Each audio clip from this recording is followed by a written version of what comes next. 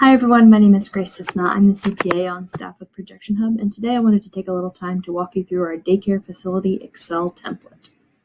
I'm going to go ahead and get started on this input assumptions tab, but before I dive in, I wanted to point out a couple features of the template that are true for almost all the templates we sell at ProjectionHub.com. So first of all of these tabs you see in light blue here at the bottom, these are the input tabs where you need to input data in order for the financial statements to be customized to your model. So on these light blue tabs, you'll see cells in that same light blue color where you can enter data about your business, and that data is going to be used in calculations to create your financial statements for you. One other thing I wanted to point out on the input tabs, you'll see this blue button at the top, and that directs you to contact us if you have questions at support@projectionhub.com. We can answer any questions you have about the template. Also, if you need help filling it out, or if the template's working for you but you need something modified, please reach out to us. It's really easy for us to modify these templates to fit your business, so don't hesitate to reach out. All right, diving into the input assumptions tab. So on this tab, you're going to see most of the balance sheet items. First of all, we've got company name and start date up in the upper left here. And then it's going to collect information about your investors, inventory, if you have it, that'd be supplies, inventory, accounts receivable terms, any fixed assets you have, such as leasehold improvements or your outdoor fences and play sets and all that equipment. And then any loans that you'll have. Note that for these fixed assets and for loans, we're going to be calculating depreciation for you in the calculations of the model, as well as loan interest expense. So that's something you don't have to worry about in this model. Just plug in the data here. Jumping ahead to the revenue and cost of sales tab. So on the revenue tab, you're going to see sort of most of the work of the model going in. So you're going to need to fill out these blue areas here. So first, we're going to calculate the caregiver ratio, so the number of children that you can have in each category for every caregiver you have on staff, and that helps us calculate out the staff cost. So this is going to be unique to your area. I recommend just searching local regulations for those items. After that, we're going to talk about client acquisition. So we use the advertising budget that you're going to set on the other expenses tab and look at a cost of acquisition for a customer. From there, we're going to determine your customers from paid advertising or clients from paid advertising. And in addition to those clients who show up from paid advertising, we'll have organic clients as well. And then we're going to look at a certain number of children per client and kids who age out each month. And this is all going to boil down to the total number of children in the daycare, which is going to be limited by some state and local law things here. So maximum children at a time, your hours open per week, and the overlap that you can have amongst children. That's going to calculate your maximum number of kids for you.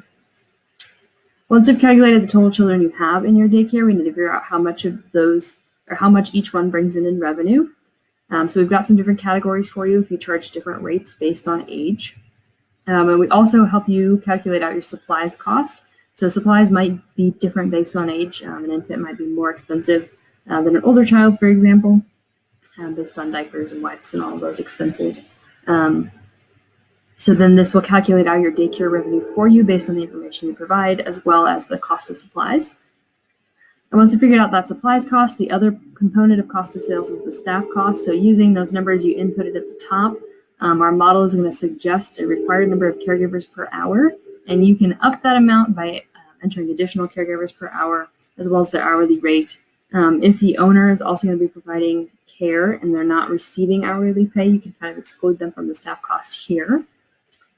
And then at the bottom, we're calculating your total revenue and then the total cost of sales, so cost of labor and supplies.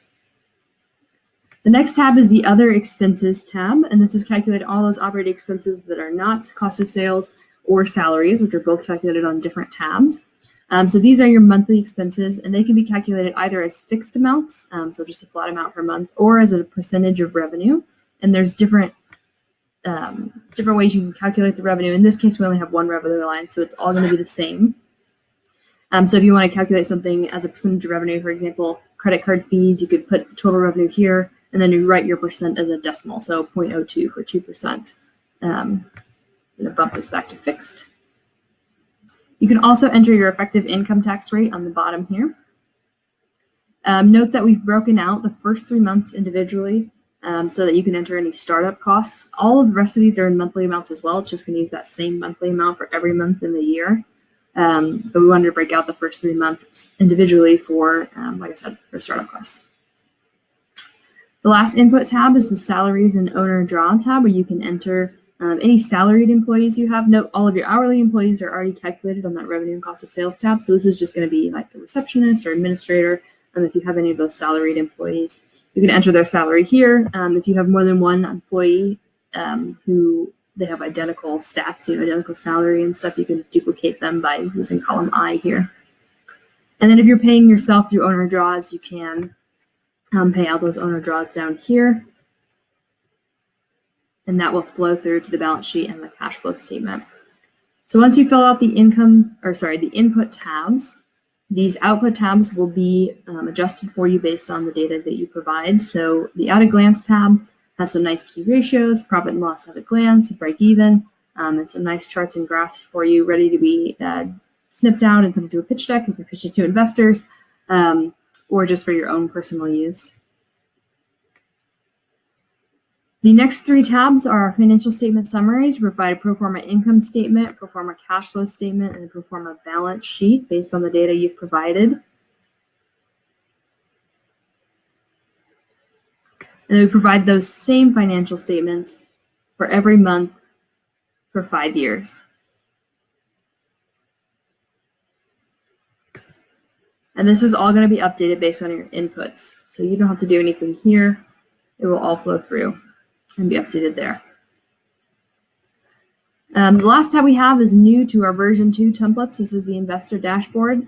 This enables you or an investor to change some of the major assumptions of your model without modifying the rest of this Excel file.